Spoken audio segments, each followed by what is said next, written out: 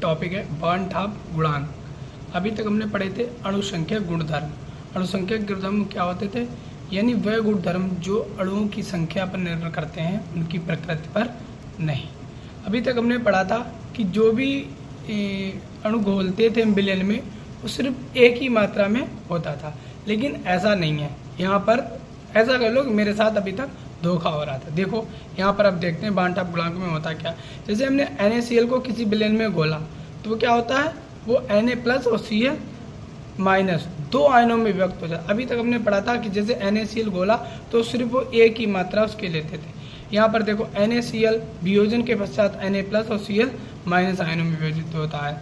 उसी प्रकार MgCl2, यहाँ पर Mg2+ में +2Cl निगेटिव आयनों में यहाँ पर विभक्त हो रहा है, वियोजित हो रहा है। यहाँ पे AlCl3 Al3+ +3Cl निगेटिव आयनों में विभक्त हो रहा है। यहाँ पे मेरा NaCl 2 में विभाजित हो रहा है, MgCl2 एक Mg + 2Cl के पार्ट 3 में विभाजित हो रहा है, AlCl3 Al3+ +3Cl 4 आयनों में विभाजित हो रहा है। यानी ये मेरा यहाँ पर वियोजन हो रहा है। कुछ में संयोजन भी जो होता है, जैसे CH3 COOH, ये 2 जिसके 2 अणु थे, यहाँ पे CH3 COOH सिर्फ एक अणु रहा, यहाँ पे इसका क्या हुआ, संयोजन। तो यानी बर्नहाफ गुणांक में हम क्या बने, यदि विलायक में जाने के बाद वियोजित, जैसे वियोजित यानी जिसका वियोजन हो रहा था, हमने किसके बारे में पढ़ा था, NaCl MgCl2 AlCl3 हो जाए या संगुणित, एग्जाम्पल जैसे CH3 COOH, तब अणुओं की संख्या में अंतर आ जाएगा, अर्थात अणुसंख्यक गुणधर्मों में अंतर आ जाएगा। अब देखो बर्नहाफ गुणांक को परिभाषित करते हैं, यानी अब संयोजन व वियोजन को अणुसंख्यक गुणधर्म के साथ समायोजित करने के लिए बर्नहाफ गुणांक को परिभाषित किया गया। यानी बर्नहाफ गुणांक क्या होता है, अणुओं के संयोजन व वियोजन के पश्चात उनके गुणधर्मों को समायोजित करने के लिए हमें बर्नहाफ गुणांक को परिभाषित करना पड़ा। इसे हम I से प्रदर्शित करते हैं। देखो बर्नहाफ गुणांक क्या होता है। बर्नहाफ गुणांक यहाँ पे देखो हमने पढ़ा है, I बराबर संगुणन या वियोजन के पश्चात मोल, इसके अपान में संगुणन या वियोजन के पूर्व मोल, या इसे हम लिख सकते हैं I बराबर प्रेक्षित अणुसंख्यक गुणधर्म या सैद्धांतिक अणुसंख्यक गुणधर्म। इसे एक रूप में और लिख सकते हैं, सैद्धांतिक मोलर द्रव्यमान बटे में प्रेक्षित मोलर द्रव्यमान।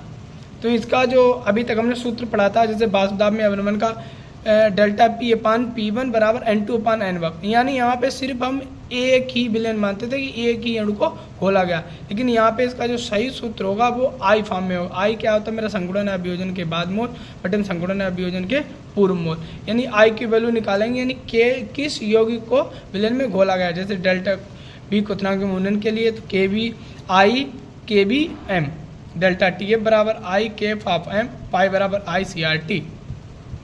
I की वैल्यू यहाँ से मिल, जैसे NaCl के लिए I का मान होता है Na+ Cl-, तो इसके लिए I का मान होता है 1।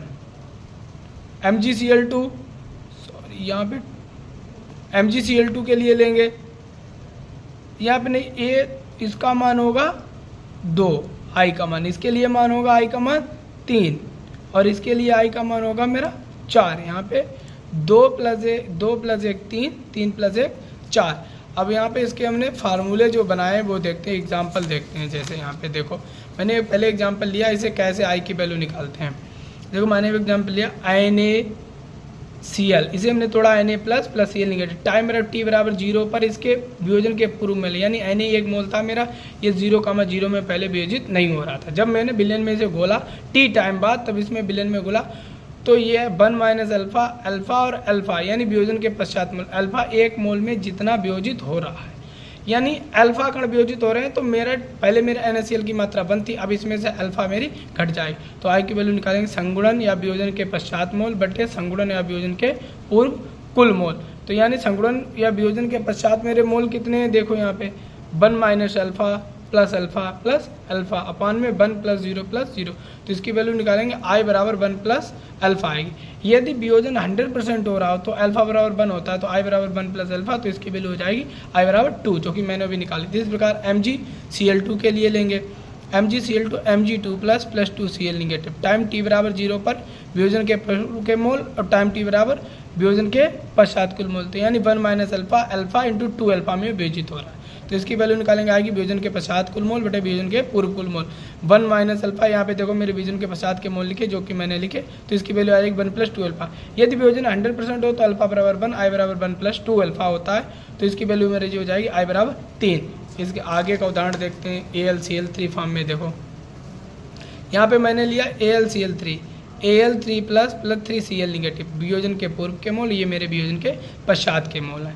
अल्फा वही तो वियोजन के पश्चात मोल बटे वियोजन के पूर्व मोल, तो इसकी वैल्यू निकालेंगे, ये मेरी आएगी 1 + 3 अल्फा। अगर वियोजन 100% हो रहा है तो अल्फा बराबर 1, तो आई बराबर 1 + 3 अल्फा, तो आई की वैल्यू हो जाएगी 4।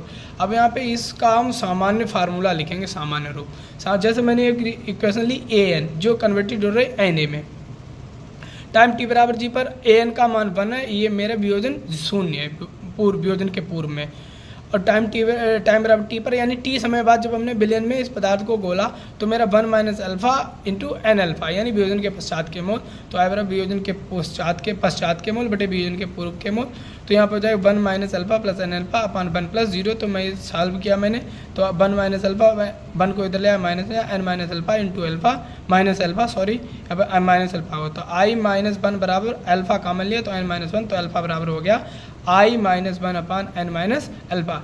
यानी ये मेरा 1/2 गुणांक था जो कि मैंने आपको समझाया, ये मेरी अल्फ़ा की वैल्यू निकल कर यहाँ पे आई। ऐसी और वीडियो के लिए हमारे चैनल को सब्सक्राइब करें, लाइक करें और ज़्यादा से ज़्यादा शेयर करें। अगर आपको जो टॉपिक चाहिए हो वो बताएं, उसी पर हम आपको वीडियो उपलब्ध कराएंगे। धन्यवाद।